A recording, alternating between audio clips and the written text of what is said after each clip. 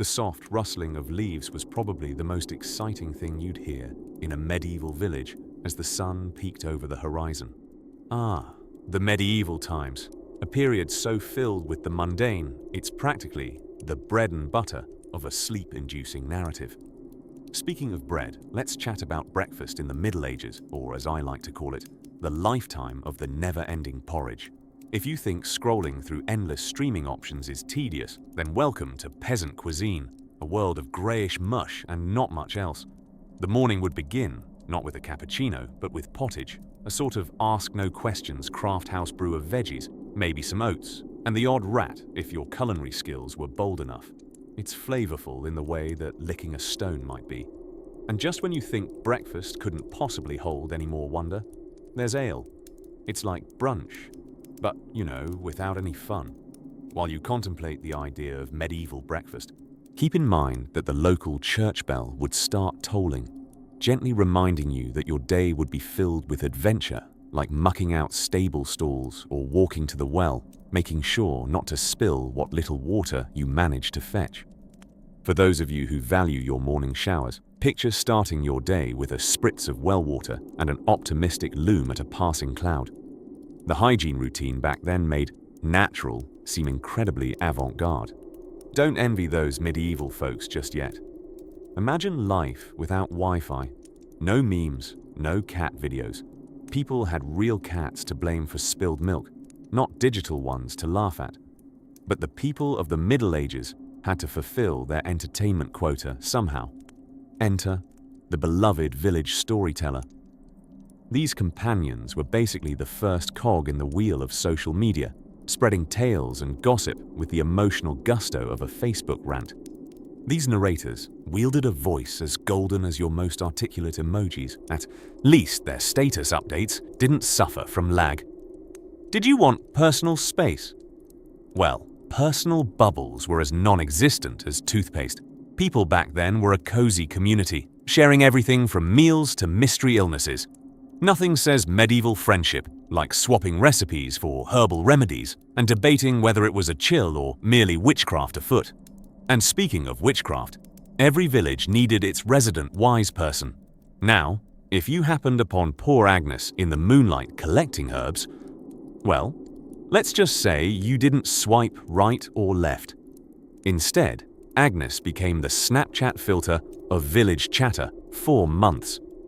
If you managed to make it to the afternoon, relatively plague-free, your day was augmented by the sight of cows and fields. Livestock walked the roads freely, leaving their mark generously. What's that smell, you ask? Take a deep breath. A pungent blend of animals and fresh mud, nuanced with a twist of outdoor air and hints of dung artistry. Eau de barn, if you will. But hold your yawns just yet. Life in medieval times means medieval games. No Fortnite, no problem. You might find yourself engaged in a riveting match of who can stare at the sun the longest before feeling dizzy, or try not to perish from sheer boredom. Who wouldn't love a timeless game of Duck Duck Black Plague? Thank you for strolling through this rustic tapestry with me today. If these stories help you drift off, please subscribe to the channel. It would mean the world to me. And before you fully fade into dreamland, I would love to know where you're listening from and what time it is there. Now, while the sheep begin to head count themselves, perhaps you drift softly, preparing to lose yourself again as we travel through time, exploring the curiosities of a world long asleep. As we gently drift further into the enchanting tapestry of medieval times, let's pause to reflect on the curious institution known as the medieval feast. Imagine yourself seated at a grand, elongated table in a drafty stone hall lit by flickering candles. As your eyes adjust to the dim light, you might notice that the tapestries on the wall are doing their very best to insulate the room with thick, woolen bravado. Your utensils for the evening meal? Why, a knife and your own 10 fingers, of course. Think of it as the original fork and spoon combo, less spork and more sporge. The medieval folk understood efficiency long before it was trendy. Seated around you are knights in not-so-shiny armor, ladies in gowns that look perfect for concealing pet ferrets, and perhaps the odd troubadour strumming a lute while thinking about their next hit song about unrequited love and slightly overcooked venison. You see, the medieval era was ripe with musical innovation. Troubadours were the medieval equivalents of modern-day pop stars, minus the stage lights and auto-tune. As your imagined delicacies are brought forth on great platters, you might expect a gastronomic wonder akin to a Michelin star experience. However, given the medieval palate, you might more accurately expect a blend of textures and flavors only a time traveler could love. Boiled meats reigned supreme, likely accompanied by bread so sturdy it could moonlight as construction material for the next castle wall. If you're lucky, you'll find the solace of a sweet dish cunningly hiding rare spices such as cinnamon or ginger, foreign treasures carried from distant lands by trade-savvy merchants who navigated not only rough seas but also vexing customs declarations. If you get thirsty and think about ordering a fizzy soda, you'll need to recalibrate your expectations to what was available. The water's a bit like roulette. It might be safe, might not be. So, when wanting to quench your thirst like a true aristocrat, ale or wine is probably the safer and bubblier option. Aging processes back then were more about chance than science, so each sip might be a new adventure in itself. Now bear in mind your medieval self wouldn't exactly be attending these feasts daily. Most days, your diet would consist of something the medieval folk called pottage, and what we might call mysterious stew. It's the everything but the kitchen sink of medieval cookery, straightforwardly simmered together until whatever was in it gave up entirely. The true test of a medieval feast, apart from keeping medieval dentists employed, was surviving them without succumbing to what we'd now call information overload. These feasts were less about the food and more about the opportunity to chatter endlessly about courtly escapades, knightly quests, and occasionally, the latest batch of mead gone terribly wrong. When the air was sufficiently filled with tales and laughter, and the scent of roasted whatever it was had begun to wane, you could rest assured that bedtime stories would be spun, not to quiet you to sleep, but to lull you into acquiescence, before sending you back into the chilly night or the draughty chamber that awaited at the top of the spiral staircase. Feasts like these served as a backdrop to the labyrinthine world of medieval social politics, where alliances were formed, secrets were whispered, and social ladders were perilously climbed. Whether tweaking the nose of nearby nobility or simply debating the merits of the new harpsichord tuning, every word spoken in these echoing halls may well have carried the weight of a kingdom behind it. As the candles melt down to nubs and shadows begin to play tricks on tired eyes, we step delicately back, our feet still a little damp from the curious puddle of chicken broth that's developed beneath us.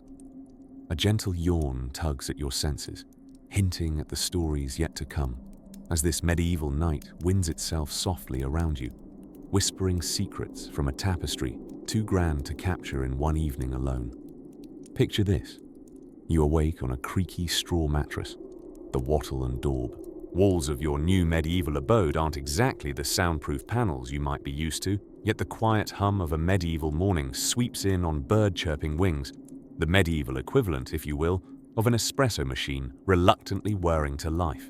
Your dream from modern times quickly becomes a reality check in an era where GPS stands for generic pilgrim scroll, and a journey across town could turn into an epic quest requiring 12 maps and a confused horse.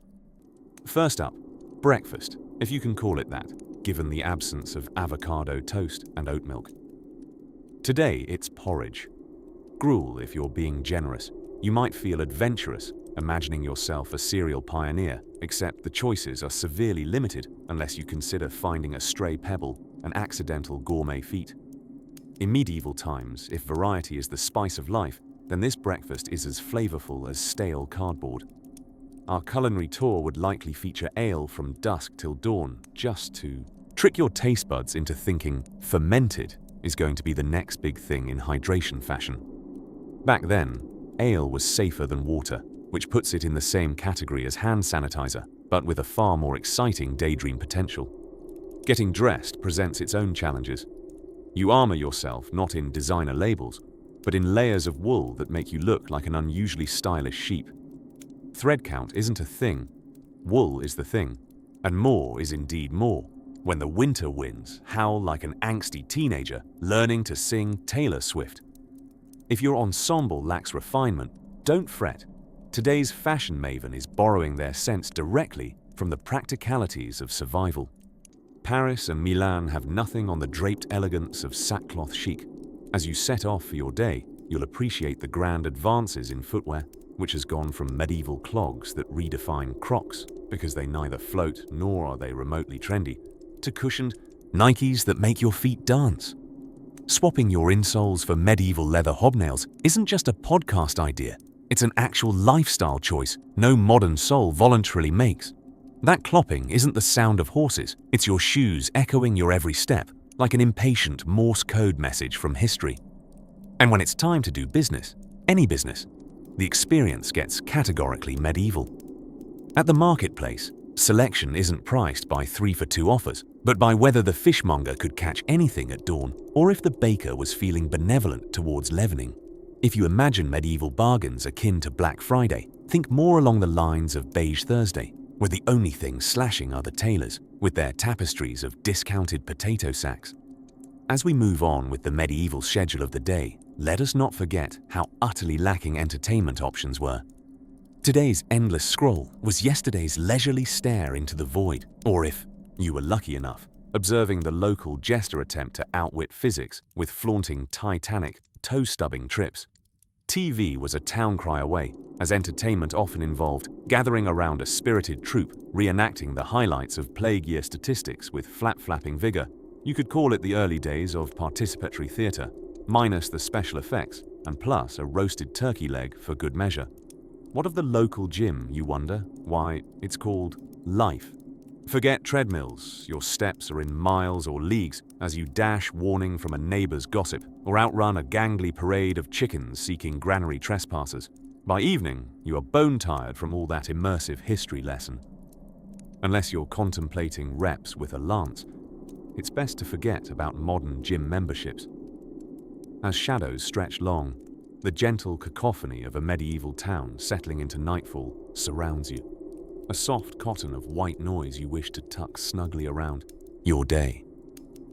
Contemplating whether time traveling to modernity is more about finding solace in personal playlists or successfully extricating oneself from burlap chic, you find intrigue in the daylight's demand for adventure and simplicity. You merely long for a lull, right in the cusp of the in-between, as the benign quiet of medieval slumber calls out its siren song. And before you know it, the serene whisper of a past yet unfolding chapter gently embraces your consciousness, hinting at tales yet to whisk you through winding cobblestones and curiosity-tied lullabies. Imagine for a moment, if you will, a world without the gentle hum of electricity, without the glow of a smartphone's blue light, or even the simple delight of binge-watching your favorite cozy series. Welcome to the medieval times, where entertainment options were as scarce as polite dragons. Yes, leisure activities in the Middle Ages were an adventure unto themselves, often involving a cast of characters so eclectic you'd think you had stumbled into a Shakespearean comedy. First, let's saunter into the heart of the medieval manor, where the lord and his lady amuse themselves by planning the most extravagant, outrageously pompous feasts. Picture a dining table that stretches longer than a knight's tall tale, laden with dishes you've never heard of but are sure involve something entirely too imaginative for your modern palate. Here, they didn't just eat. They orchestrated culinary masterpieces, complete with entertainment rivaling a Broadway production, if, of course, Broadway involved jesters slogging around in motley attire and minstrels who probably should have practiced more. Take jousting, for example. Picture two armored knights on horseback charging at one another with long sticks in a sport that can only be described as a medieval version of unlicensed bumper cars. The irony, however, was lost on many, as thousands would gather to cheer, place bets, and secretly hope for an entertainingly dramatic fall. You see, humans have always had a penchant for watching others teeter on the brink of failure. Now, if you found yourself peasant-inclined, your entertainment options might have included something delightfully hands-on, like mud wrestling in freshly rained puddles, or simply watching days go by from beneath your straw hat while guarding the endlessly fascinating cabbage patch. Really, there were so many shades of turnip green you could count if you only tried. Of course, we mustn't overlook the medieval tournament, an event like no other, where audiences gathered with the kind of fervor modern-day fans reserve for their beloved team's finals. The melee was akin to a fight of epic proportions, though imagine more clumsy armor, clanging, and fewer rules. Getting swatted by your opponent was just as much a part of winning as actually, winning. If these grand affairs weren't your cup of mead, you could immerse yourself in the burgeoning art of storytelling, where tales of daring-do were spun with such fervor and frequency, you'd think there must have been a reward for embellishment. Indeed, bards and poets were the true stars, traveling from castle to tavern, spinning yarns over ale, each story less believable and more delightful than the last. While it might not have been Netflix on demand, the joy of a live verse, or a tune under the starlit sky, was hard to beat. For those seeking quieter pastimes, the medieval flower of poetry often bloomed amidst monasteries. Monks crafted illuminated manuscripts, their artistry as much a mystery as their ink-stained fingers. Each page filled with hand-drawn depictions and wisps of text that meandered across the parchment like a lazy river meandering through a sleepy countryside. And there you have it, an evening, or lifetime, of medieval entertainment where each act invites you to laugh, wonder, and ask whether perhaps you were in fact born in the wrong century. Or upon second thought, right where you're supposed to be, cozy with a warm drink in hand and modern comforts at your beck and call. As we leave the laughter and festivities of the Middle Ages behind, nestled into the night's embrace, we turn our thoughts, ever so gently, to the enduring legacy of this bygone age. Who knows what adventure waits just ahead in the next echoing hall of history's vault? But worry not, dear listener, for whatever comes next will be there promptly with another dose of sleepy insight. The culinary arts of the medieval period, where gastronomy met guesstimation and a pinch of imagination was the secret ingredient. Sit back on your metaphorical sack of straw and picture a grand medieval feast. Though you've had a long day avoiding plague rats and fetching water from dubious wells, you've managed to secure an invitation to the local noble's banquet. Lucky you. As you enter the great hall, the air hums with anticipation and the smoky scent of roasted meat. A table stretches out before you, laden with a veritable cornucopia of dishes. The banquet is lit by sputtering torches, casting flickering shadows that dance to the music of bustling servants and clinking goblets. Our story begins with the first course, a soup, the medieval cook's love child of broth and guesswork. Known as pottage, this soup was a proverbial melting pot of whatever was on hand. Turnips, leeks, lentils, perhaps the odd pigeon if the hunt was successful, all simmered together until flavor happened. It was hardy, hearty, and above all, varied. Everyone needs a little surprise in their life, even if that surprise is unexpected squirrel meat. Next, your taste buds adventure to the bread, a staple, or let's be honest, more of a rock-solid foundation, of the medieval diet. This wasn't your artisan loaf made from organic, free-range wheat aired at dawn. Nay, medieval bread was dense, almost weaponizable. It seemed that grinding flour, too, thoroughly was considered witchcraft, and whole grains were indeed taken very literally. If you're lucky, perhaps a crust fell slightly to the chewy side. Meanwhile, the meats arrived. It's here your modern sensibilities may waver. For although there are slices of succulent roast beef and savory pork, medieval cooks had a unique approach to meat preservation and flavor augmentation. Spices were a sign of wealth, often disguising the true age of the animal in question. Nothing says culinary adventure like a mystery spice rub. And look, Here's a pie filled with, possibly a lark, maybe a pigeon again. Let's just call it bird surprise. Vegetables, often seen as a necessity rather than a pleasure, were present more for color than consumption. Who knew that vitamins would take a back seat to meat consumption? But fear not, effective multitaskers that they were. Medieval folks often mixed their vegetables into their beloved pottage, creating a nutritious medley of sorts, or at least as close as they were going to get. For the more audacious Epicurean, there were the extravagant subtleties. These culinary displays tested the limits of skill and patience. A swan dressed in its own plumage, its beady little eye daring you to take a nibble. Imagine plucking the feathers, meticulously sewing them back onto a skillfully roasted carcass. What could be more delightful than a lifeless bird looking ready to take flight? Just before you start yearning for some digestive ease, the medieval kitchen offers you wine, a glass of bright hope. Remember, this is not meant to serve as a gentle palate cleanser, but rather an antiseptic remedy to trek alongside dubious protein companions.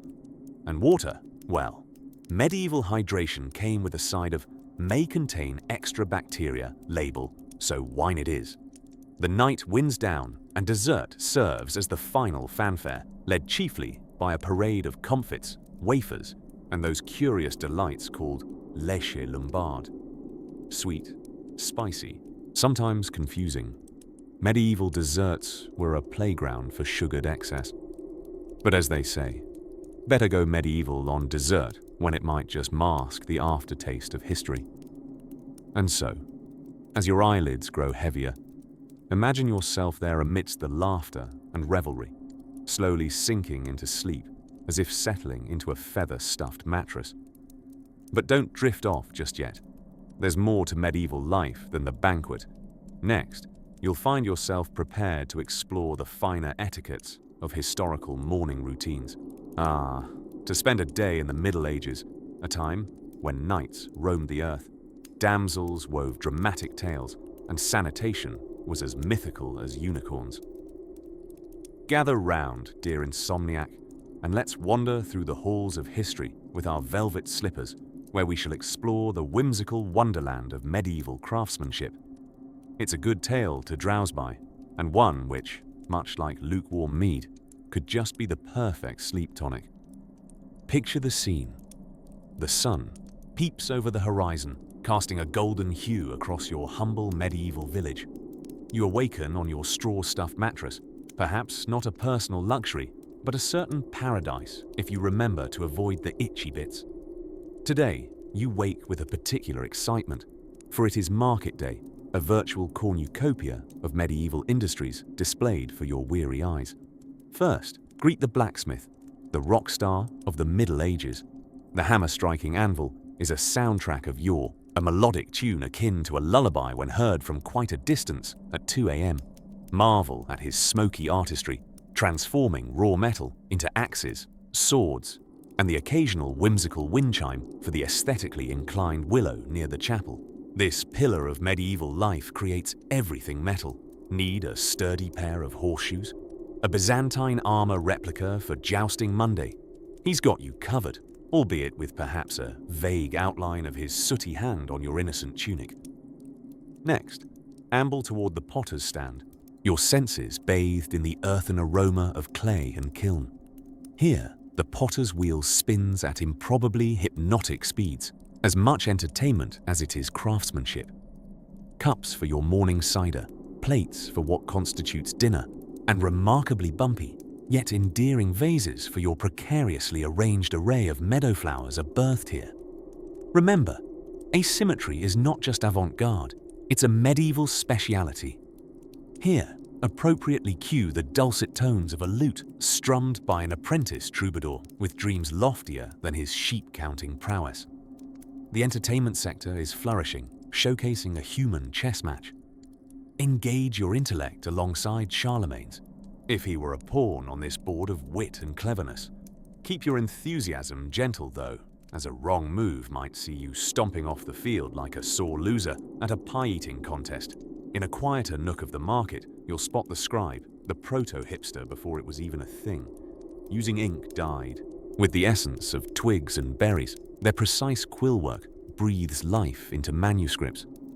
Observe their artistry as they fill blank pages with stories of knights, chants of monks, and the mysterious details of laundry instructions, which, despite their esoteric complexity, remain perennially underestimated. It's a mystery why they included instructions, as linen soaked in the local stream seemed to suffice for most. Not too far from the scribe's corner sits the town healer, a curious curator of poultices and perplexity. The collective wisdom of ages boils in mysterious pots, a concoction that could relieve headaches, aid digestion, or grow your second cousin an additional toe. Perhaps, as a souvenir, you'll purchase an obscure tincture with a name longer than its shelf life.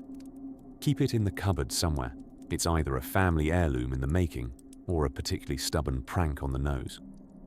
Finally, as the day draws to a close, the village baker offers some well-puffed serenity.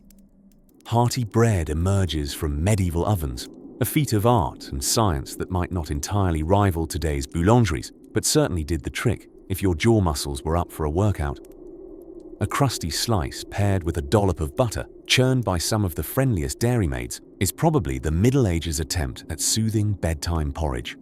As the stars sprinkle the night sky with historical luminescence, you note how craft and artistry shape the delicate tapestry of the time. With that, we gently tuck this chapter away, ready to cradle your dreamy voyage into soft, medieval whispers. So rest now, dear traveler, for tomorrow's chapters continue where we leave off, with tales as thrilling and restful as history itself can offer. As we journey deeper into the whimsical tapestry of medieval life, let us wend our way through the daunting yet monochrome path of healthcare in the Middle Ages, a surreal escapade where a sneeze might just get you labeled as a conjurer of rebellious spirits. Picture a slow-motion medieval scene, if you will. A noble, standing in the hall, handkerchief at the ready, nervously approaching the resident barber surgeon, a man who could effortlessly weave between trimming locks and, surprisingly, performing minor amputations with uncanny enthusiasm. Ah yes, the barber surgeon, the Renaissance man of his time, though not the Renaissance era. In the absence of sophisticated medical licenses, these versatile practitioners were entrusted to cut hair and, less reassuringly, attempt surgery, perhaps while sporting a fetching kirtle. You see, back then, it wasn't just knights who multitasked. Suffering from a toothache? There's a good chance the village blacksmith also moonlighted as your local dentist. Fortunately, the lack of electricity meant fewer drilling nightmares, though intensity was delivered in surprisingly audible wails echoing through cobbled streets. The street sounds of medieval towns themselves were a veritable medley of humanity and livestock, which, predictably, doubled as a most aromatic diversification of the times. This bustling symphony was punctuated only by the occasional cry of the town crier, often announcing such riveting updates as the latest royal decree or weekly draw at the stocks. If you were hoping for a parade of cheerful news, I'm afraid a journey there would find you witnessing public punishments more often than ticker-tape parades.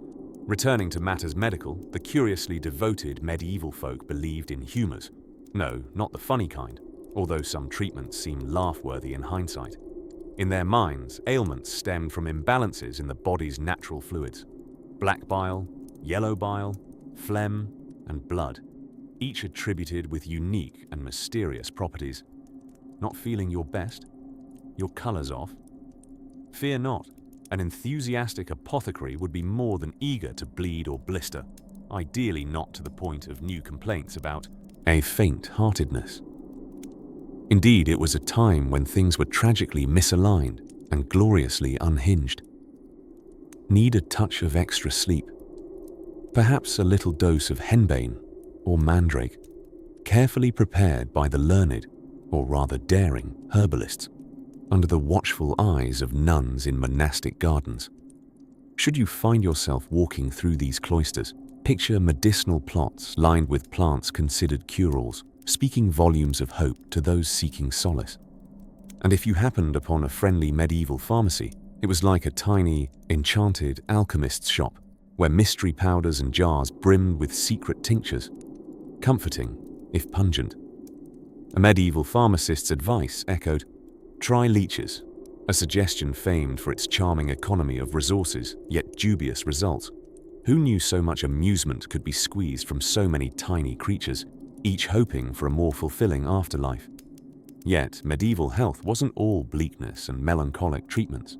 Beneath these conditions, people's ability to survive and thrive with creativity knew few bounds. Folk remedies at times employed ingredients as amusingly impossible as the toe of a frog bathed under a crescent moon or sprinkled with dew, just captured at dawn's whisper. Such methods, tucked in ages past, warmed imaginations like the soft glow of candlelight on stone. As we stroll gently out of the haze of medieval maladies, we can now brace our sleepy senses for the next curiosities awaiting in the world of historical enigmas. Allow your mind to drift, floating gently along melodious currents of yesteryears as the amber glow of candlelight leads us forward. Imagine, if you will, the enchanting world of a medieval kitchen, a clattering cacophony of cooking slightly less orderly than a nightly tournament on laundry day. Here, culinary alchemists wield massive pots, carving out medieval magic with ingredients that today might make one question the culinary virtues of yesteryears. Picture the proud cooks in their aprons, battling the eternal struggle against time, fire, and the occasional misbehaving ferret that wandered into the pantry. Yes, the medieval kitchen wasn't just a place where meals were crafted. It was a living, breathing entity, teeming with chaos and flavor in equal measure.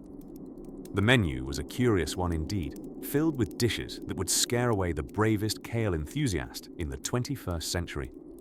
If you fancied having mutton for breakfast, infused with a bracing broth of sage and marigold, then feasting like a medieval commoner might just be your cup of potion. Except, of course, the potion is nothing more exotic than plain water, a shocking revelation for those of us swimming in a sea of lattes and cappuccinos. Let's just say that medieval hydration options were limited, with water that occasionally doubled as a protein shake, unfiltered and organic. Transport yourself to the bustling market square, a colourful tapestry of haggling voices and fragrant stalls. Here, the spices whispered tales of faraway lands. Saffron, considered worth its weight in gold, was traded alongside exotic ingredients like early forms of pepper, which knights believed had the miraculous ability to ward off dragons, or just the fleas. A pinch of either, after all, could add quite the kick to your standard pottage. However, should you have the temerity to critique the culinary arts of this time, do keep in mind that the absence of modern food preservatives meant dining with an air of adventure. With salt being the preserver of choice, much like a nosy neighbor, its tendency to wander into every dish was unavoidable. One could say these were the salty dogs of the culinary world, charged with the daunting task of making sure food outlasted its quick expiration date. The humble bread, a cornerstone of the medieval diet, was less the fluffy delight of today, and more an opportunity to test one's dental fortitude, with loaves often doubling as trencher plates. You might find yourself engaging in a tugging battle with your dinner, where the bread was a game opponent. Let's not forget the coarse grains and the occasional remnants of yesterday's meal baked right in. A feature, not a flaw. Despite the challenges, the creativity of the medieval cook was both delightful and admirable. The notorious pigeon pie, or if you're truly feeling adventurous, the heron stew, whispered the secrets of a world where proteins were anything but ordinary. Gothic delicacies indeed, designed to prepare one for battle, be it a clashing of swords or a feasting of stomachs. In our final moments here, let your imagination linger in the warmth of the hearth, where roasting meats turn slowly, spinning tales of sustenance and survival. Yes, the medieval meal was a feast for the senses, and sometimes a serenade from the local minstrel. Try nodding appreciatively while attempting to swallow a bony surprise from the day's catch, as the evening glow begins to fade away. leaving a cozy blanket of shadows over the castle grounds.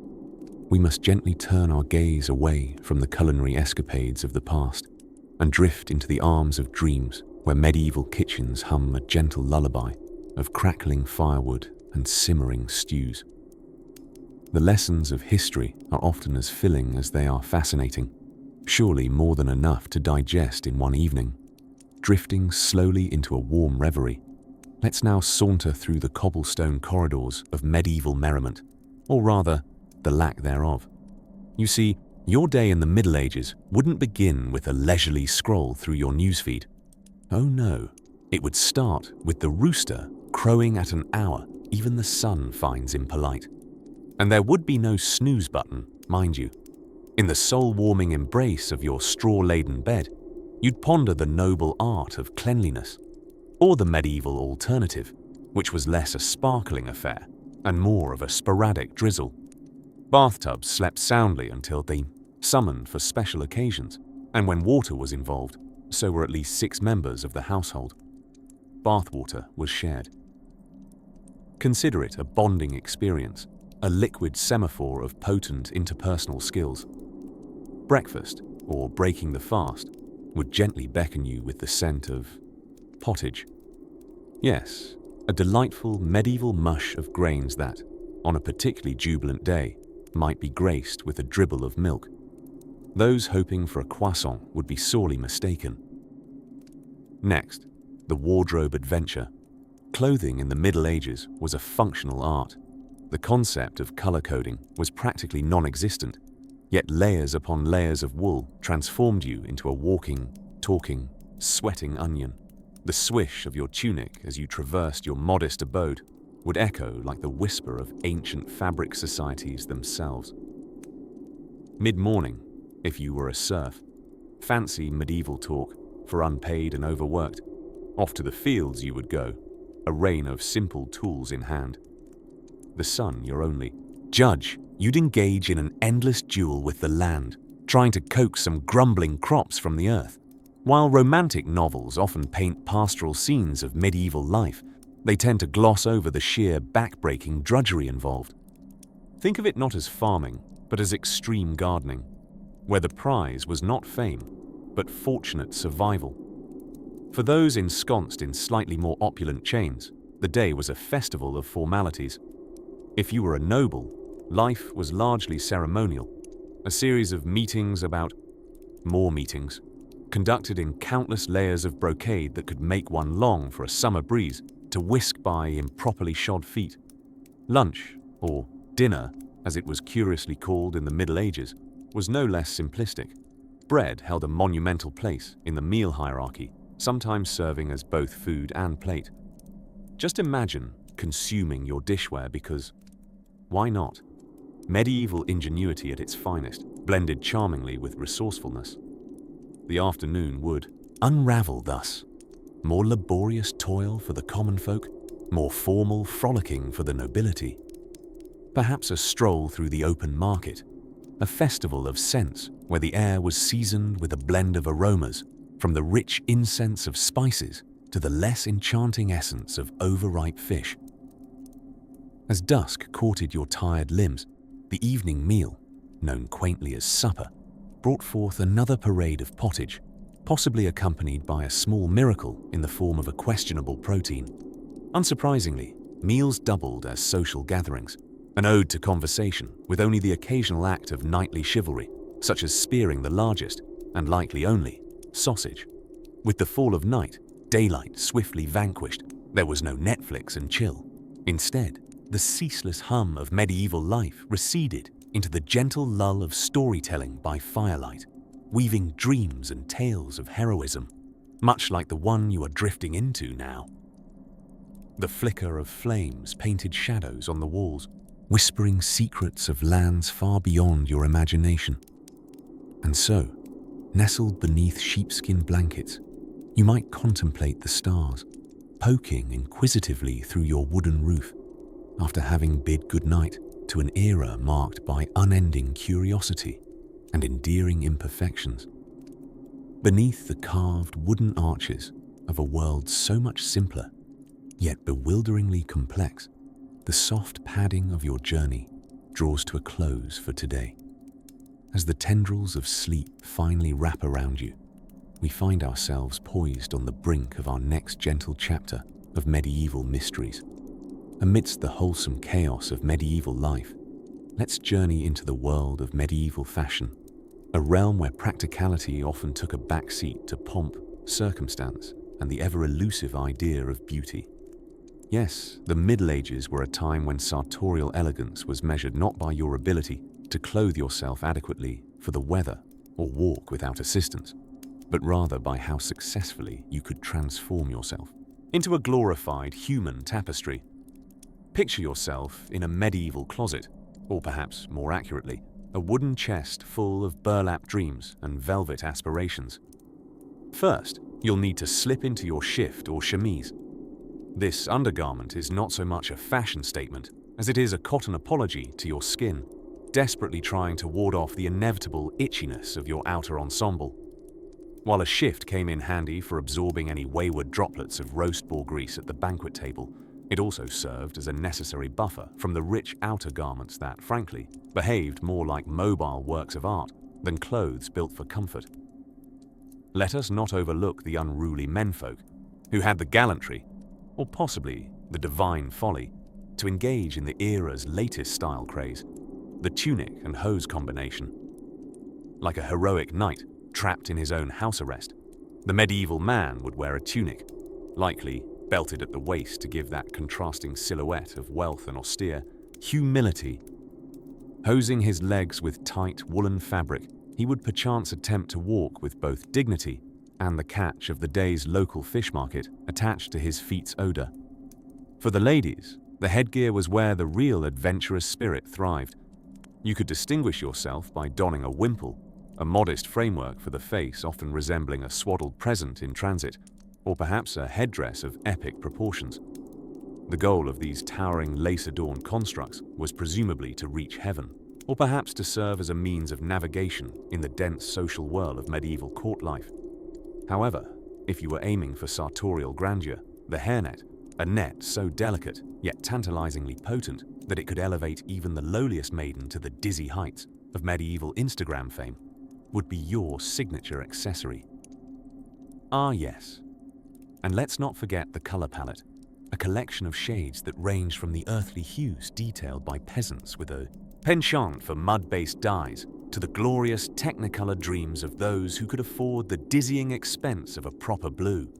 You see, flirtations with the color blue were reserved for the elite, possessing unwavering devotion to this costly pigment extracted from lapis lazuli, a fanciful idea until this point in time. If you wore your colors wisely, you could indeed tell a tale in threads.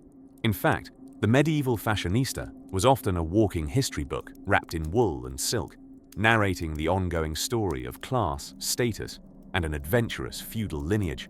But dear wanderer of history, do not tire yourself with these garments just yet. For our next escapade lies beyond the confines of this fabric-laden narrative. As the fluttering candles whisper their warm farewells, drift gently and prepare to embark on yet another journey through the ironic corridors of time. Picture this. It's a bright but slightly overcast day in the medieval market square. The hum of small talk mingles with the fragrant assault of livestock and fry bread. Enter our plucky protagonist, 21st century you, whose senses are understandably overwhelmed. You stand amid merchants, hawkers, and the occasional rogue band of chickens, composing the backdrop like extras in a medieval sitcom. And here is where you shall learn the art of medieval bartering, an exercise not for the faint-hearted or the math-challenged. First, you approach a stall where vast tubs of roots and greens entangle like a veggie version of Woodstock. Maybe you're thinking a carrot would be nice. Not too much to ask, right? But as you open your mouth, a surprising feat. Since, let's be honest, you've barely had the courage to inhale properly since you got here. The vendor is already sizing you up. This mustachioed relic of a man with enough questionable teeth to serve as a warning signal suggests you trade that shiny ring on your finger for a humble carrot. Modern, you would have fetched some coins out of your pocket But coins aren't much use when authenticity dictates you barter with goods, skills, or the simple fact that you owe your second cousin a favor. Yes, welcome to the economy of obligation. Of course, there's a small chance you might have a snippet of advice from the local monk, whose main qualifications involve dubious Latin and a slightly panic-inducing penchant for disseminating wisdom in exchange for ale. He's advised you that the thumb rule of medieval negotiation is to always undercut the initial barter price by half and look steadfastly unimpressed by whatever is on offer, especially if it happens to be hair tonic that promises to do wonders for what ails you. In this world, skepticism isn't just a method, it's practically a cultural institution. As you boldly attempt this method, offering a deal so low that the vendor laughs hard enough to initiate audible wheezing, you realize the true challenge. Being effective at bartering here doesn't just involve managing your poker face, it requires a quick tongue and a fair dose of psychology. Alas, you managed to secure 3 carrots and a wilted lettuce in exchange for, well, the exact string of half-used candle wicks in your pocket remains unclear even to you. Wandering further, the smell of freshly baked bread is an irresistible siren call. The local baker smiles at you, recognizing your time-traveling bewilderment. He proposes an exchange of 3 warm, crusty loaves for the delight of teaching you a jig, an oddly favored currency, given that jigs are best left to evenings in taverns, not awkward daylight negotiations. You ponder engaging in the medieval equivalent of a TikTok dance challenge for food. This world demands creativity, trading not just physical items, but maybe the memory of a good story or a promise to gossip about the blacksmith's apprentice next time you're at the alehouse. You discover you can exchange a hastily composed limerick for a small skin of not half bad cider, a true art, considering your rhyme scheme is languidly inspired by both the ancient bards and your desperate need for a sip of anything but medieval tap water, otherwise known as risky. As the day drifts into a dreamy evening haze, you feel a tad more adept at this bewildering medieval interface, finding an unexpected charm in its peculiar systems. Sure, you dealt with dirt, potential mild poisoning, and enough indecipherable accents to crash your mental hard drive. But you did it. Exhausted yet immensely satisfied, you wander away from the bustling market, a snazzy, bartered chicken happily clucking under your arm. Through the misty medieval dusk, reflections on this new world swirl around you like the soft twilight fog. Even amid chaos and strange challenges, you're picking up the rhythm of this era, a life tempo devoid of smartphone reminders, but full of real-time interactions. Perhaps it's less polished than your world, although certainly more fragrant, but you've found a place here among the cobblestones, hay bales, and jovial faces. In the growing quiet, you find your path trailing towards the comforting glow of the inn, where one never quite knows what will happen next. But don't worry, to guide your steps and dreams is a gentle whisper from history, quietly weaving stories of tomorrow. As you find yourself comfortably nestled in the muffled embrace of buttery soft pillows and the soft glow of evening, imagine, if you will, a humble cottage nestled in the undulating green of medieval England. Ah yes, medieval England, where feudal lords ruled with a degree of nonchalance that would make even the most indifferent cat seem attentive. Tonight, we journey to this rustic period to explore a realm of hurriedly spoken Latin, mysteriously rotund pies, and knights so gallant you might forgive them for spending untold ages polishing their armor to a shine that could surely blind even the most affable dragon. Picture yourself, newly arrived, your modern sensibilities tucked awkwardly amongst the coarse wool of a tunic, perhaps slightly scratchy about the elbows. You're soon approached by a knight, his armor shimmering dimly in the candlelight. Upon closer inspection, you notice the peculiar smell of onions wafting from beneath his helm. Alas, dear listener, medieval hygiene was charmingly lax, a cheerful euphemism for them relying more on their hearty aura of confidence than soap.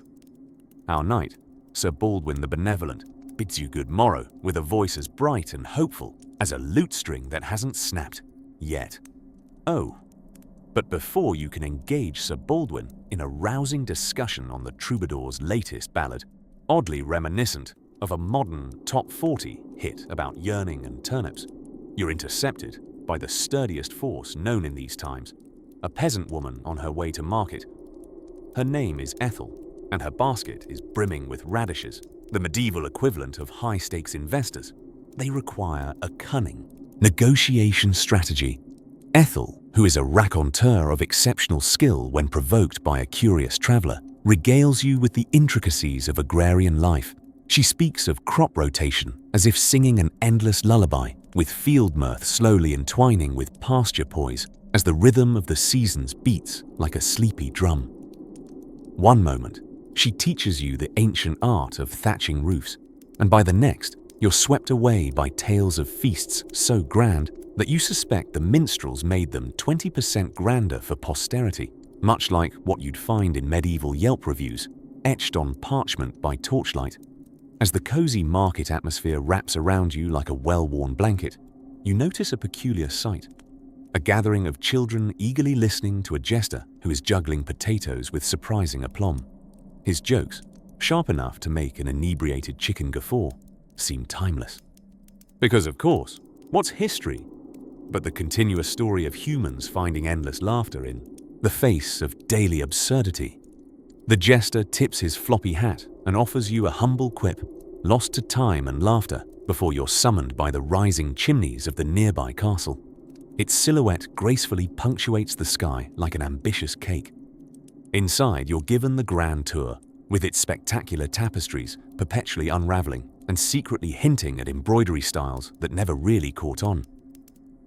You meet a scribe, nose perpetually to the scroll, who grumbles about ink blots while inadvertently demonstrating why the backspace key was a significant upgrade for human expression.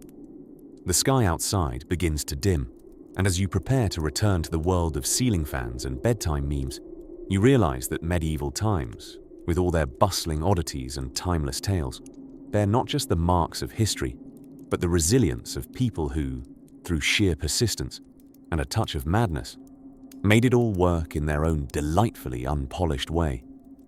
As you bid farewell to Sir Baldwin, Ethel, and the jester, perhaps you have sleepily gathered a sprinkle of medieval charm to tuck under your pillow, to dream of lands where time dances to the rhythm of distant chiming bells and resplendent hooves.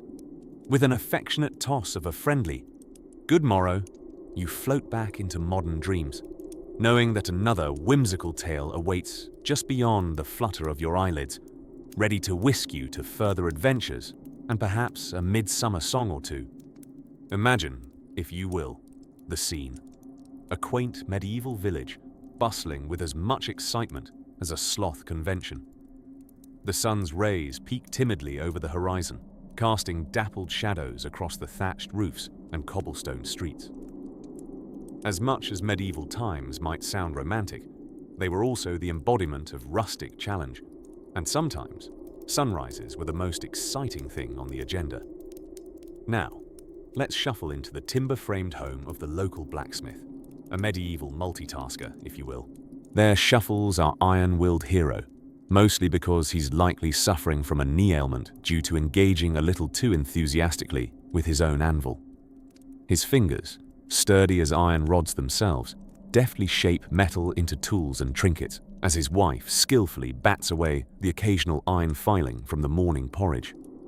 As the bellows of the forge heave a sigh as heavy as an after-dinner nap, the blacksmith ponders that mysterious phenomena known as lunch, a meal you would have been eager to partake in had you not already fainted from exhaustion earlier that morning. You see, back then, a hard day's work wasn't just an expression, it was a dire warning. Our friend isn't just a crusher of metals, he might also be asked to mend the odd weary shield or a knight's déjà vu-inducing helmet. Though the most challenging task of the day might be deciphering the town crier's garbled proclamations issued from a mouth that sounded perpetually full of marbles, the blacksmith and his family, like many of the time, don't find travel a very common activity, mainly because sticking a midnight snorkel out to relieve themselves in the outhouse is adventure enough. Public sanitation was still a concept for the ambitious, one they wouldn't grasp for a few centuries, So by today's standards, going on medieval holiday was like taking a cruise back to the ickier parts of history. Let's meander down the road to the village apothecary, the medieval equivalent of your friendly neighborhood pharmacist, except no fancy green cross, just a rack of dried and vaguely alarming herbs. The apothecary spends his days concocting remedies, vast panaceas composed of everything from mustard seeds to leeches. As herbal knowledge was still taking its first wobbly steps, his patients might just leave his shop in questionable health, though lovingly and deeply aromatized. Meanwhile, over in the fields, the noble village peasants are deeply engrossed in the backbreaking art of up-close and personal encounters with agriculture. Living through what feels like a perpetual hay fever season, they till and toil from sunup to what is optimistically called sundown. By the end of their day, they are unmistakable figures of unsung heroism, paradoxically far more durable than the spindly scarecrows they crafted for company. Isn't it curious how these resilient folks navigated life without the wonders of modern efficiency, with one foot in the soil and possibly the other awaiting a plague doctor's visit in some cases? They managed life with stoic perseverance. Upon returning from their labors, they might gather in the flickering warmth of a humble hearth, contemplating whether it was truly inventive to brew up more mead, the medieval panacea, for the existential confusion of the time. As the stars begin to crawl across the sky, sending silvery beams dancing across still bodies of water, these sturdy souls would pause on occasion to wonder what deliciously bemusing names their descendants might give eons from now to household objects like waffle irons or mythical creatures like internets. But for now, they wrap themselves in thick woolen blankets, marvels of practical engineering in a time largely absent of central heating. With that, our day in the medieval world begins to close, like the slow, steady shut of our sleepy eyelids. Just as the restful thoughts of tomorrow seep gently into the edge of consciousness, we might wonder what it would be like to drift into dreams of nightly quests, or perhaps even a visit to the humble tanner's workshop, where tanning hides, and perhaps tanning in general, holds a complex allure entirely different from the one in your neighborhood spa.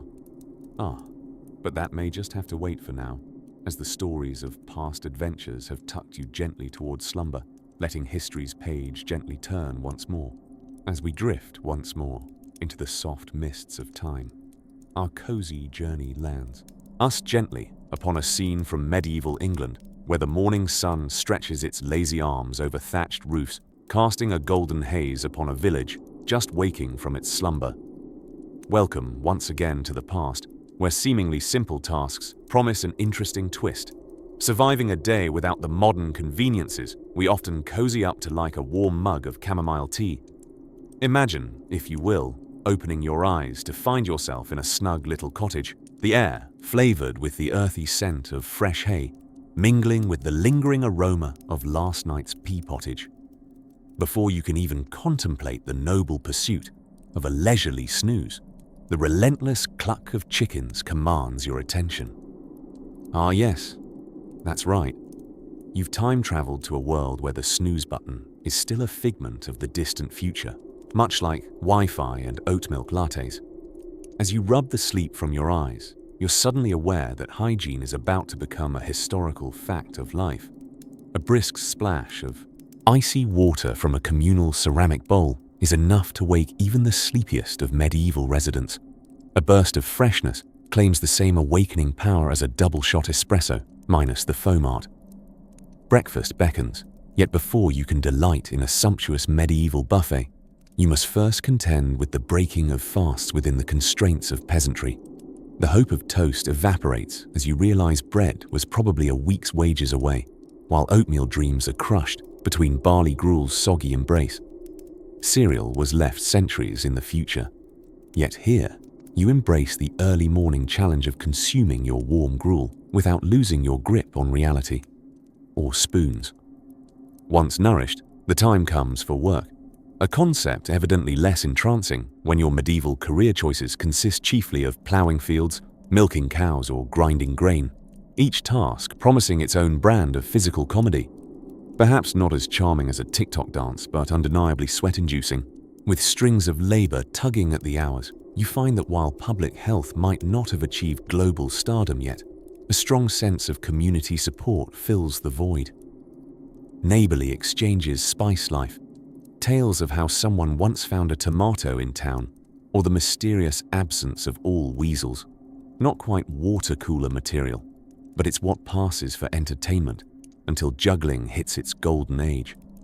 Lunchtime unfolds with more sophistication than one might expect, minus the embellishment of an Instagram post. Picture a simple affair of broth and bread, perhaps an apple, when fortune smiles fondly upon you. Dining al fresco is entirely by necessity, rather than choice due to, shall we politely say, rustic interiors. Throughout the day, hygiene concerns remain your steadfast companion. Nothing quite like the delightfully candid conversation between wood and chamber pots. A tete-a-tete intimate enough to make you reconsider ancient plumbing systems entirely. The day spills, onward, perhaps met with a market trip, bartering for essentials such as herbs, thread, or the rare commodity of sheer gossip, traded as gleefully as any coveted spice. Dusk falls, painting the village in a palette of shadows and flickering candlelight. The evening meal re-enlists its reliable actors, bread and broth, inviting you to immerse yourself in the warmth and simplicity that define the medieval supper. This meal now an act of contemplation, practiced as the village orchestra tunes itself to the cricket chorus, awaiting the grand presentation of post-supper revels. When darkness covers the land like a velvet cloak, the lull of distant storytelling emerges, a nightly staple to fill the void where Netflix would otherwise reign supreme. Told by firelight, these yarns offer a blend of cautionary tales and moral lessons, perhaps leaning a touch more toward grim than Disney. The day draws to a quiet close, and with it, the wisdom that one day in medieval times might just coax. A newfound appreciation for the mattress, running water, and the humble flush. Rest easy, weary traveler of time, and prepare to wander yet again into the past, where the next chapter awaits like an unopened letter from history, sealed with intrigue and ready for its sleepy reveal. Ah, the medieval banquet, a glittering affair by flickering candlelight, where the affluent would gather around tables laden with extravagant dishes and crudely carved goblets, brimming with the finest ales and wines. But if you, dear listener, were somehow transported to one of these feasts, I dare say the experience might leave you longing for the comfort of your 21st century bed. Picture yourself arriving at a grand medieval hall. Before you hear the melodic symphonies of lutes and harps, your olfactory senses are bombarded by a rather pungent aroma of roast meats mingled with the tang of unwashed nobles. A bouquet rarely found in the modern perfume aisle, but one you might quickly grow accustomed to. After all, medieval times weren't known for their stringent hygiene practices. Settling into your wooden seat, you would soon discover the multifaceted use of bread. No, not just a source of delightful carb loading, but the actual plate for your meal. Known as a trencher, this piece of bread would soak up all the delicious, greasy remnants of your dinner. The medieval version of edible dishware, trenchers were quite handy, but definitely not gluten-free. Once saturated, this soggy fragment of dough might eventually end its service life, aiding in a charitable feeding of the less fortunate. Economically savvy, but your modern palate might not be too amused by the culinary norm. As you reach for a drink to wash down your medieval morsels, the habitual act of clinking glasses turns into an acoustic challenge. Goblets of pewter and horn offer an entirely different resonance than your sturdy, modern glassware, laying bare the awkward skill of creating merry jingles without spilling the limited liquid resource onto your delicately embroidered sleeves. Now, take heed of the feast etiquette. Eager hands on a communal platter might reveal more about the person next to you than you ever wished to know. Shared cutlery, if any are offered at all, add a new layer of intimacy to your dining. You may have read a chivalric romance or two, but witnessing chivalry in true medieval dining fashion is altogether different. Knives and fingers, those are your double-edged utensils tonight. And even the apple of your eye must fend for themselves when it comes to maneuvering a particularly stubborn bite of pheasant. Ah, but the entertainment. Performers spun tales of valiant knights, jesters juggled, courtesans danced with evidence of sophistication, and magicians baffled with skills we would now brandish as merely adept sleight of hand. Between courses, you might watch a reenactment of St. George and the Dragon, a bedtime story with actual torches and impressively enthusiastic roars from the reluctant squire dressed as the dragon. Naturally, in this time before electricity, events between twilight and the midnight hour were somewhat uneventful post-supper gatherings. Dim candlelight dances around the hall, creating shadowy figures on the towering stone walls and spiraling darkness in the corners as your eyelids begin to weigh down like the very tapestries gracing the stone, heavier with every muted laugh and hum of lute strings. As guests eventually shuffle sleepily to their chambers, or for the less fortuitous, settle down before the already distant glow of the hearth, the echo of the festivities lingers in the corridors with an ancient whisper. Life's pleasures during such a time were savored intensely, enjoyed with the kind of effervescent pleasure that comes only from knowing the struggle of surviving each day's unpredictable challenges. You're now free to drift off, tenderly tucked into the dreamscape of a simpler medieval existence, where tomorrow's chapter might reveal how the present-day amenities of modern bathing shelves, overflowing with bath bombs and shampoo, weren't as abundant in the moats and marshes of yesteryear. Have you ever wondered why social media challenges didn't quite catch on in medieval times?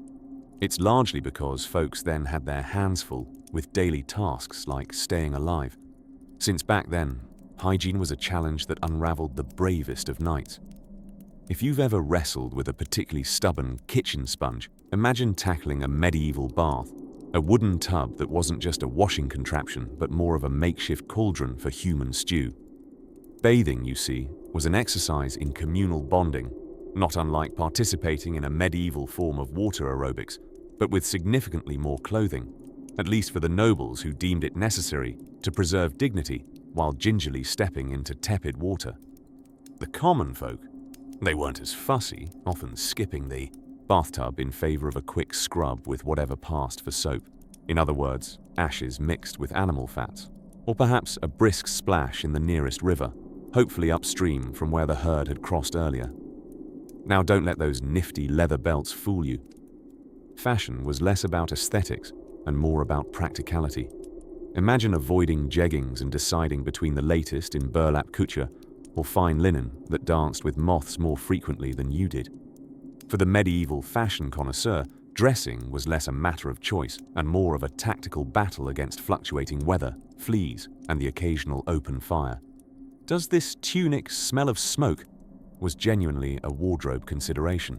Turning to the finer aspects of medieval culinary delights, your powdered wig might levitate upwards to learn that forks weren't commonly part of the dining experience. Yes, those prudish pointy prongs only wiggled their way to popularity much later. In their absence, the respectable knife and the loyal spoon served as trusty tools for getting one's daily fill of gruel, soup, or pottage. Some might argue that utensils were simply unnecessary accessories when nature had equipped us with perfectly good finger forks. Alas, manners did matter, so remember, pinkies out when scooping that cabbage broth.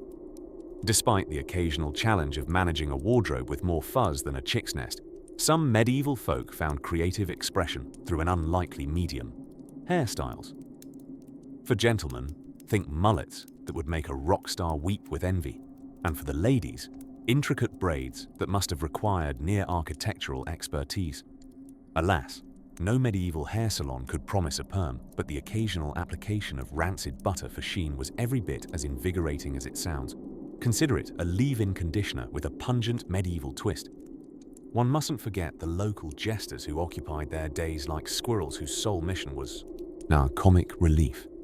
These nimble performers would juggle, joke, and gently tease their way into the court's good graces, or out of them, followed closely by the hasty stepping of their own 2 feet at their peril. With wit sharp enough to cut through the densest of castle fogs, jesters were the ancient predecessors of that slide presentation you fell asleep to last month, but infinitely more entertaining. As twilight dimmed the torches and silence interwove with the castle's stony breathing, the soundscape was more of a gentle symphony, the distant howls of wolves as the vespers of reality, woven with hoots and the occasional clink of a stray armored knight foolishly stumbling out of bed. In the hush of medieval nights that draped like velvet over the landscape, villagers dreamed their dreams between straw and stars, perhaps stirring once to pull a coarse blanket closer over weary shoulders. But as the clock behind the moon counts down on this tale, know that sleep in any era arrives as a whispered solace, smoothing out day's creases. And so, as our journey meanders to the promise of dawn, let dreams unfurl their medieval tapestries in the quiet of your now drowsy mind. Shall we continue to step silently along the cobblestones of this sleepy village, or perhaps peek beyond the ivy-covered gates into a courtroom where justice never sleeps? Only the moon knows, but tomorrow promises to reveal its secrets. Ah, the Middle Ages, a time when knights roamed the countryside, dragons lurked behind every social outdated fashion, and every meal arrived with a side of nostalgia. Our journey this evening promises a dive into a lesser-known medieval episode, the curious case of the impolite trebuchet picnic, where societal norms and battlefield tactics collided in a most unexpected fashion. Picture yourself in northern France during a rather tense standoff in the 100 Years' War, a saga long enough to make modern bickering seem like speed dating. On one side, there were the English, impolite guests they'd become, camping out on French soil like uninvited relatives at your holiday dinner. Across from them, the French poised as the unwitting hosts, hardly thrilled by the unending nature of this war's itinerant fete. Now, medieval warfare was less about skirmishes and more about stubbornly sitting about, waiting for someone to run out of food. And so, one particularly bright afternoon, an Englishman, weary of the routine, retired to a grassy knoll close by a looming trebuchet, a marvel of medieval engineering resembling a particularly aggressive seesaw. It was a behemoth capable of hurling heavy stones and occasionally unwanted livestock with alarming grace, like a ballerina gone rogue. Our imaginative Englishman, known only as Sir Geoffrey the Oblique, his parents, quite the fans of subtle mockery, found himself contemplating a different sort of payload. In the spirit of boredom-driven brilliance, Geoffrey proposed a change in artillerie du jour. The trebuchet would not launch a stone, but let's just say a delicacy, loosely, if humorously defined as such. Geoffrey, with the aid of his conspiratorial comrades, who were equally tickled by their audacity, procured a wheel of the finest French cheese they could pilfer. This fromage, undoubtedly a juggernaut of dairy delight, was not for eating, but for catapulting, a gift tossed lovingly over enemy lines with an aim both sincere and utterly misguided. The situation on the French side was one of daily monotony, accentuated by a general disdain for what they deemed unoriginal siegecraft. The sudden arrival of airborne cheese, therefore, was a spectacle almost worth the war. It landed with a ceremonious squelch, acting on one hand as an unusual peace offering, and on the other, an impromptu nosegay of European unity, albeit one with distinct mouldy overtones. The French, at first startled, regrouped admirably in light of newfound culinary material, as laughter rippled. Through their ranks, faster than any chainmail gossip, they opted for a return bombardment, a basket of ripe medieval pears, launched with precision renowned to only wine connoisseurs and half-time football entertainers. The exchange grew in heart, if not in purpose, with neither side being harmed, inflamed revelry replacing any original malice. And thus, what began as a mere tryst with warfare innovation turned into one of history's most bizarre picnics, a bizarre camaraderie that prompted even the most stalwart knights to downgrade their swords for spoons. In a strange twist that only history can provide, this episode nearly prompted a truce had the higher-ups not been so bewildered by novel peacetime tactics. For a brief, intoxicating day, the war stopped being about the conquerors and the conquered, morphing instead into a tale of shared absurdity. For the rest of the siege, everyday routines were imbued with an extra hint of sporting chance, where every loaf of bread carried the potential to become airborne, and every wheel of cheese a future souvenir of hilarity. As the sun set on that peculiar day, our immovable medieval playground became just a fraction more endearing, a testament to how even in the midst of adversity, humor can find a way to wedge itself in, like a jesting troubadour sneaking into a fortress, armed only with a lute and an uncanny knack for the ridiculous. And so, the stage is set, gentle listener, for our journey to continue at those warm crossroads of whimsy and yesteryear, where we delve deeper into the uniquely mundane wonders of historical life. As we continue this wonder-filled sojourn through history's sleepy corridors, we find ourselves nestled in the curious tale of medieval castle living. Imagine yourself standing in the drafty hallway of a sprawling stone castle, more of an oversized refrigerator than a home. You can't help but admire the architecture, despite the persistent chill in your bones, a medieval ambiance that says, "Welcome, enjoy our echoes," with proud gusto. Living in one of these stone giants was not the fairy tale experience history might have oversold you. The concept of homey ambiance translated to colorful wall tapestries, less for aesthetic pleasure and more for strategic insulation. Early medieval central heating, if you will, minus the actual heat. If you are lucky, a few embers might linger from yesterday's fire, ensuring at least one side of you isn't completely frozen. In a castle's great hall, you'll find long dining tables lined with benches, replete with noblemen and sticky-fingered jesters vying for supper's best morsels. A dinner party back then was nothing short of theatrical feasting. A turkey leg was the medieval symbol of social success as you paced between your table and the kitchen, nearly a gym workout required by norm and notoriety. Utensils were optional, because why interrupt the art of greasy finger painting on a slab of crusty bread? And as for entertainment, what could be more delightful than hearing Lady Matilda's latest ballad recounting valorous tales, despite being slightly out of tune? Her best friend, Sir Reginald the Red-Nosed, known for his red nose not from the cold but his love of ale, would cheer her on with a loud huzzah when the mood struck. Ah, medieval karaoke, an age-old tradition, whether you requested it or not. A night in a medieval castle can't be complete without a quick bedtime routine. Baths weren't as regular as you might hope. Once a year was considered fairly standard, preferring to splash a bit of rosewater here and there instead. The medieval sleeping arrangement was also a curious one. A bed filled with straw overlaid with blankets, yielding the tactile pleasure of sleeping on a particularly crunchy haystack. Cozy, right? However, mouth hygiene was a serious endeavor. Twigs were the toothbrushes of choice, and mint leaves were plucked right from the garden to freshen one's breath, regardless of its effectiveness. Linen nightcaps were the medieval equivalent of counting sheep, providing warmth and hopefully chasing away the spectral presence of any dreams determined to wake you at ghostly hours. One of the peculiar delights of residing in such a grand residence was the indoor plumbing, or lack thereof.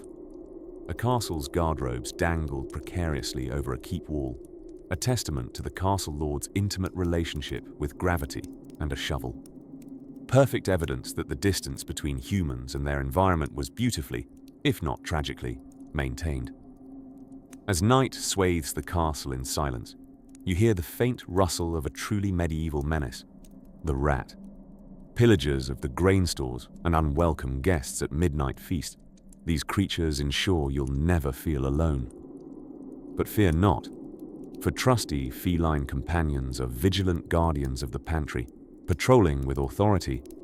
Nighttime here settles into a comforting melodrama, the scuffle of feet intertwining with quiet snores emanating from rooms where tapestries dance briefly in candlelit breezes. As you drift into medieval slumber, picture the torchlight flickering along cold, stone corridors, trailing shards of warmth behind. And now, leaves rustle against the fortress walls, whispering quaint dreams of 1,000 years ago. As you snuggle deeper under your metaphorical blanket, marveling at humanity's inventive persistence, let's leave the noble company of our medieval ancestors.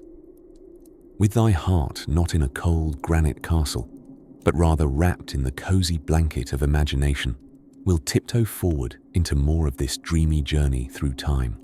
Ah, the charming era of castles, knights, and of course, that most beloved of medieval pastimes, avoiding the Black Death like it was trying to sell you unnecessary insurance.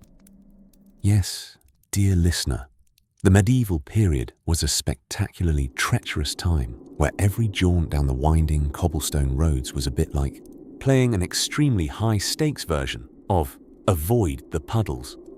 Only the puddles might also be gateways to mystical underworlds of unspeakable smells, or, worse yet, your neighbor's misplaced chamber pot. Today, we shall gently ponder one of the most terrifying trials of the medieval world, the communal bath. No mere mortal among us in our blessed modern age could endure the splashy hazards of such a place. Picture this: a grandiose, steaming cauldron. The communal bathhouse was part pool, part soup pot, one part human broth, and one part conversational chaos. But worry not, there was always room in there for one more. Whether space or sanitary considerations could accommodate them was, frankly, quite beside the point. The medieval bathhouse was rather akin to social media, for it was a fascinating hub where news, gossip, and dubious personal hygiene mingled freely. The floor, often a tapestry of damp rushes, served a dual purpose: footbath and aromatic preservative, preserving a fragrance best described as eau de mildew. It was a gathering spot where medieval folk could relax and exchange the latest plague news or the nightly scandal from the castle down the road, all while achieving a startling approximation of cleanliness. And let us not forget the medieval physicians whose medical advice was as equally sound as a squirrel's guide to aerodynamics. These were the sorts who believed that wearing a donkey skin would cure your nightmares, or that touching a dead owl and reciting a rhyme could heal your aching knees. Had you emerged from such a perplexing ceremonial ordeal, you might have been bathed not only in water, but in the triumphant sense of survival itself. But not everything was so haphazardly adventurous. Enter the introspective world of monks, where quiet reflection and beautiful, ornate handwriting were the order of the day. A world where the most dangerous piece of paper was a misplaced vellum sheet upon which some monk named Brother Bertram had nearly finished an illuminated letter P, only to have his inkwell unceremoniously upended by a rambunctious monastery cat who had confused it for a tempting game.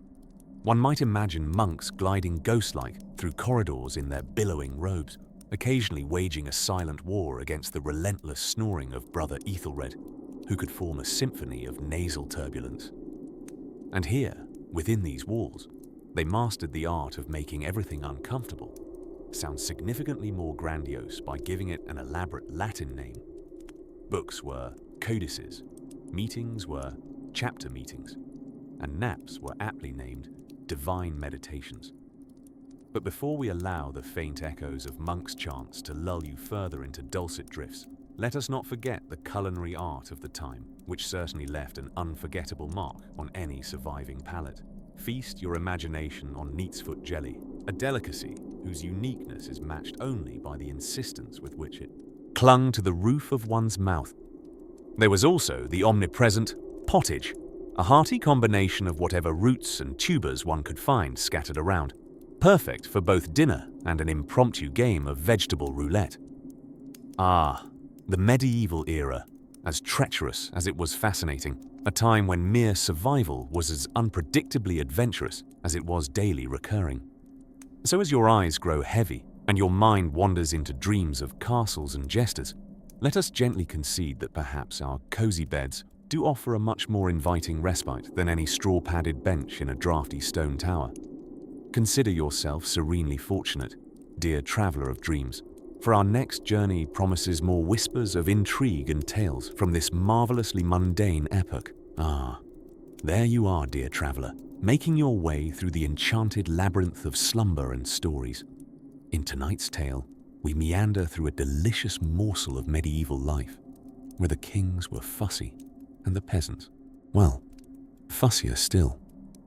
Picture yourself under the slate-grey skies of a bustling medieval marketplace, where the air is rich with the scent of freshly baked bread, a dozen or so mouldy cheeses, and fabrics dyed in hues unseeable by candlelight. Now, casting your eyes upon this scene, imagine trying to barter your way through it.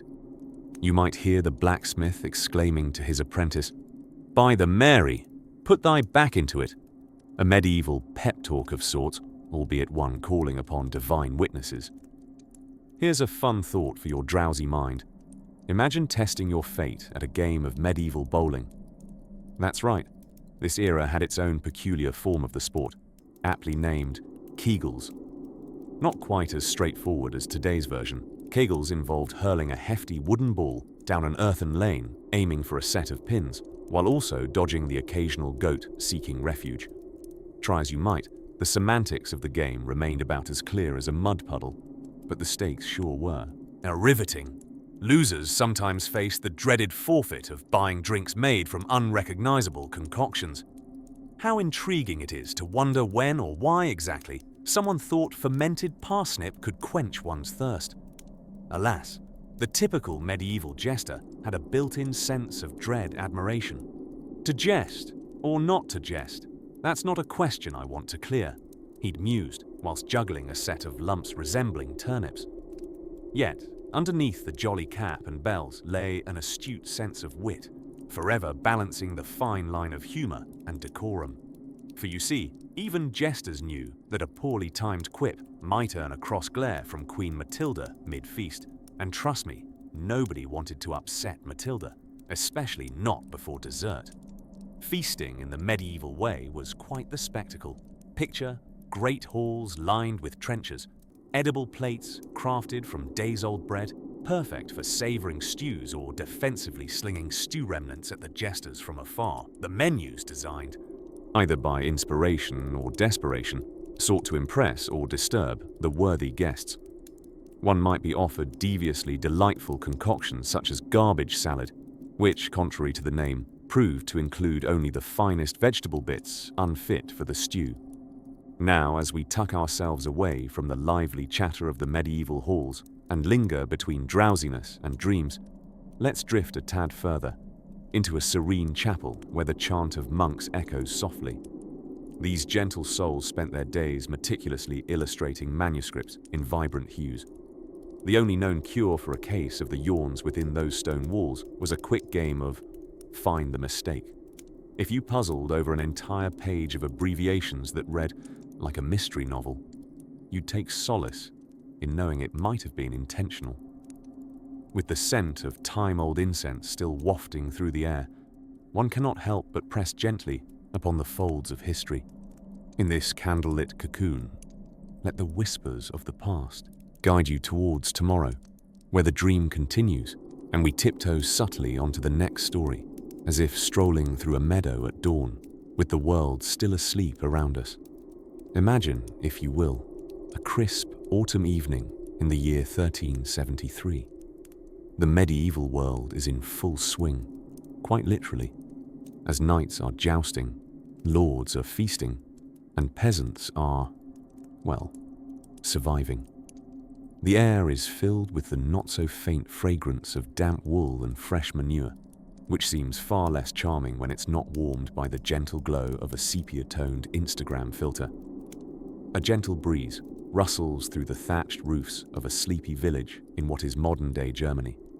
The villagers have just received a new edition of their favorite read, the only read really, the local herald's parchment proclaiming something new and exciting, presumably about plague or taxes. Still, it's prime medieval entertainment, certainly more engaging than hearing neighbour Wilhelm's yet another story about that one. In time he almost saw the Duke. Tonight, however, all attention is riveted on the town square, where an event of great importance is unfolding. The annual Best Turnip competition is underway. This prestigious event pits the finest root vegetables against one another, judged by their size, shape, and, believe it or not, personality. It's a spectacle of flavours, or as much flavour as a turnip can muster, and a highlight that villagers have anticipated for months, proving that even in the 14th century, vegetables had a chance to be more popular than some lords. As the night drapes softly over the revelries, the gentle clatter of wooden cups and cutlery becomes the lullaby of the evening. Villagers gather around the fire to exchange tales crafted with pride, and perhaps a drop too much of local ale. Across the flickering light, a jester dances with surprising agility, considering his shoes are barely distinguishable from the turnips, which remain the stars of the show. But let us not be distracted by the vegetable vogue. We find comfort and comedy in a small hovel at the village's edge, where Tobias the tinker quietly withdraws for the evening. His collection of tools and knickknacks gleaming under the soft moonlight, Tobias sighs with satisfaction. To the untrained eye, his abode might seem cramped, but to Tobias, it's a castle filled with possibilities and more inventive contraptions than you can shake a stick at. Although why you'd shake a stick in the first place is anyone's guess. In one corner rests his latest creation, a cleverly designed automatic spoon. Powered by a series of delicate pulleys and levers, it promises to relieve the weary eater of any treacherous wrist movements.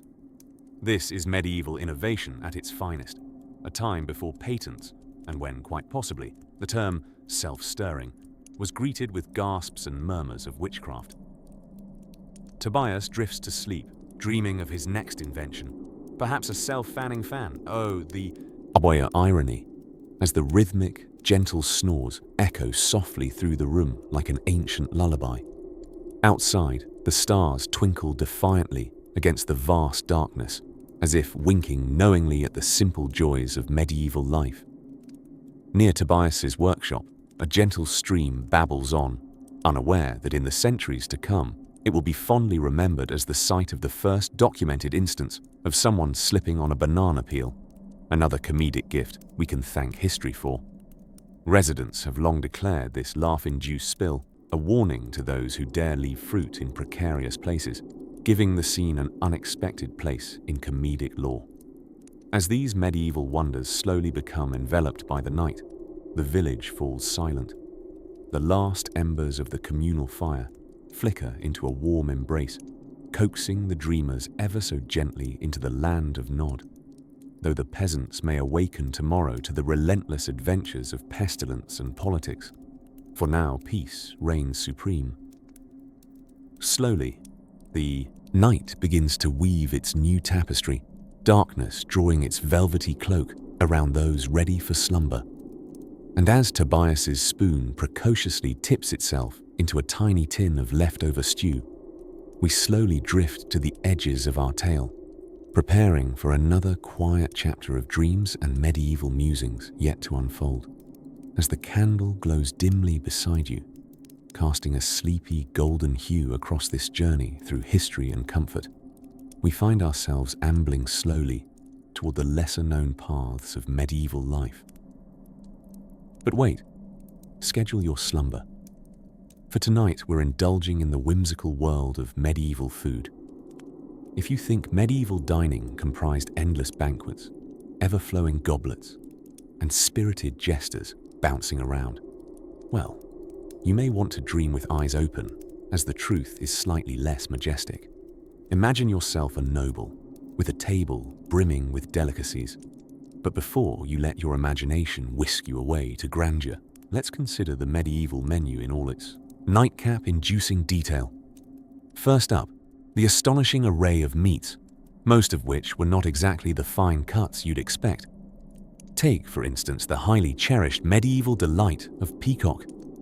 Yes, peacock, a bird that's more feather than flesh, eaten more for show than satiety. And after the feast, why, the peacock was artfully dressed, back in its feathers, placed upon the table to regale guests with its unlikely posthumous plumage. Delightful. And yet, sleep creeps in, wanting none of that peacock business. Our culinary journey continues with pottage, the staple of choice for those extending their palates beyond poultry. A pot containing this remarkable medley was left to simmer perpetually, with new ingredients added as others were scooped out. a recipe quite fit for drafting dreams. This enduring soup or stew, made up of whatever grains or vegetables were at hand, offered warmth and nutrients with a side of medieval mystery. Yet, dear visitor to this bygone world, rejoice, for medieval times had their medieval wines, rich and potent, a fitting elixir for drifting into reverie. However, do not let the idea of sweet slumber be soured by thoughts of murky ales or watered-down tinctures. On the lesser trails of stone castles and moss carpets were served wines cut with spices, cinnamon and cloves, that whispered lullabies of exotic lands and warming hearths. And as you take a languid taste of these historical flavors, consider the curious answer to the riddle of sweetness: sugar. Imported at great cost and often allotted a space on inventories rather than in recipes, sugar was the ultimate luxury, more precious than treasure. Picture bowls of candied fruits glistening by torchlight, a honeyed dream nestled in the corner of this culinary expedition. We mustn't overlook how these feasts were enjoyed. Forks, those dainty transporters of morsels from plate to mouth, were notably absent, leaving diners at the mercy of their hands or, if wealthy, with a knife that doubled as both a tool and weapon. Hygienic or not, this mode of eating did lend to a festival of camaraderie never seen nowadays. A cradle of connection as hands dipped into shared dishes, a proximity that whispered of unity over individuality. And if perchance you encounter the soothing sounds of gallant table manners, people politely munching and fabric rustling in place, think again. Medieval feasts were loud and lively affairs, with boisterous conversations bouncing around the stone halls, daggers ringing musically in rhythm with daggers-in-table conversation etiquette. As the glow of our candle flickers, you might ponder the essence of this tale of medieval tables, one of richness and simplicity, of extravagance amidst scarcity. But let not the echo of history's chaotic feasts keep you awake. Instead, let it gently guide you to the threshold of your dreams, where the promise of tomorrow's adventures lie waiting in secret passageways.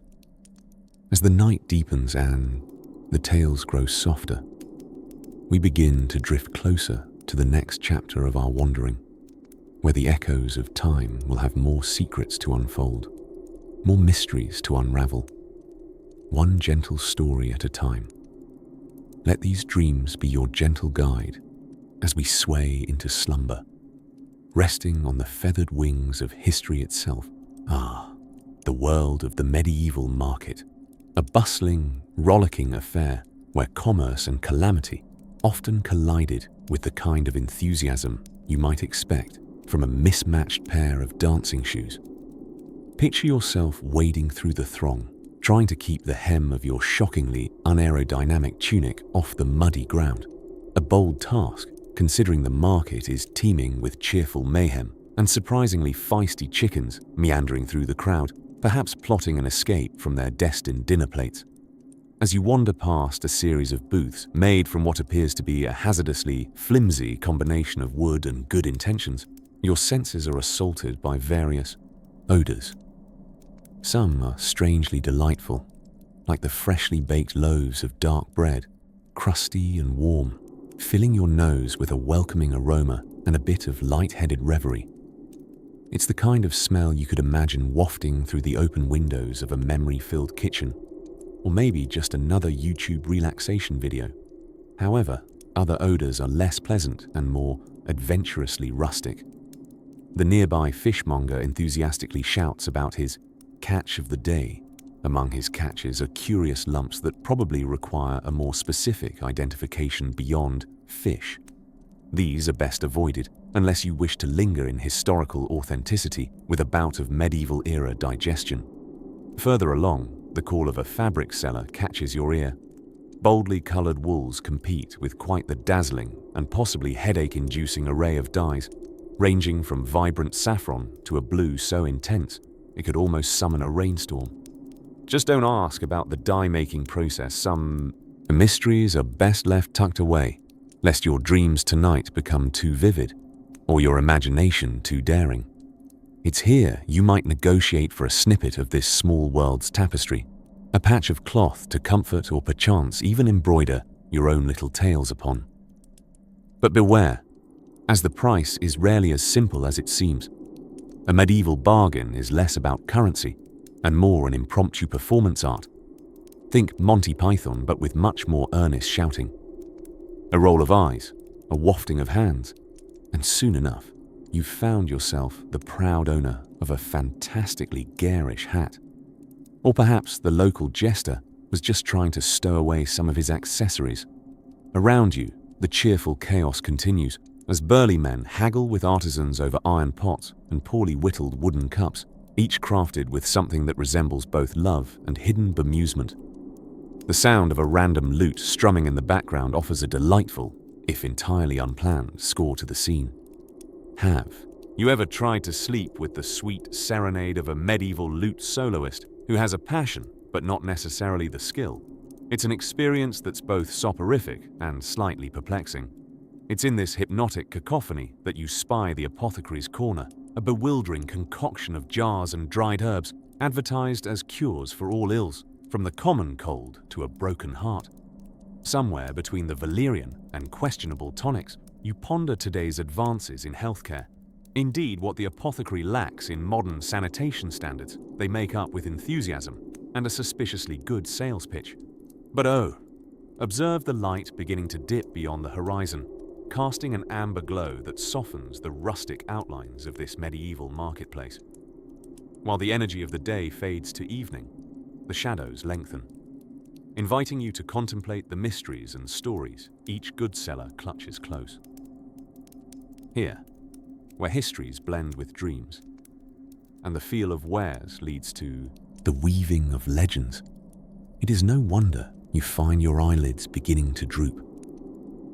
The hum of conversation blends into a lullaby, carrying you further into a dreamscape not entirely born of this world, inviting you onward to one last adventure, a gentle, lilting tale ready to meet you just around the corner. But for now, let's allow the soft whispers of this medieval marketplace to carry you into a most enchanting slumber, where the tales of old blend seamlessly with the calm of night.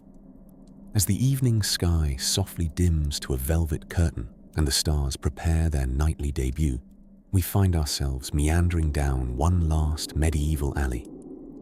This stroll, unlike any you've taken through the mundane yet mystifying streets of the Middle Ages, introduces us to the essence of why our modern sensibilities might just combust amidst the quaint chaos of yesteryears. Let us tiptoe alongside the somnolent rhythm of time, where history, much like a grandmother's quilt, is stitched together with threads of intrigue and snoozy delight. Our journey begins at a rather peculiar tavern, bereft of name, most likely because nobody in the village could read or write. Literacy, a luxury not unlike comfortable footwear or antiseptic, elusive to many a medieval denizen. Within its weathered wooden walls, brave souls grapple, albeit willingly, with the liquid courage known as ale. This ruddy concoction often doubled as breakfast and toothpaste, and was about as palatable as the last morsel of porridge left out overnight. Yet plugged noses and sturdy hearts persevered. Why, you ask? Well, the answer is quite spirited. There was no Starbucks in sight. Allow your heavy lids to relax as you envision the cobbler's shop nearby, its aroma of aging leather mixing with the chatter of wooden clogs tip-tapping their way to market.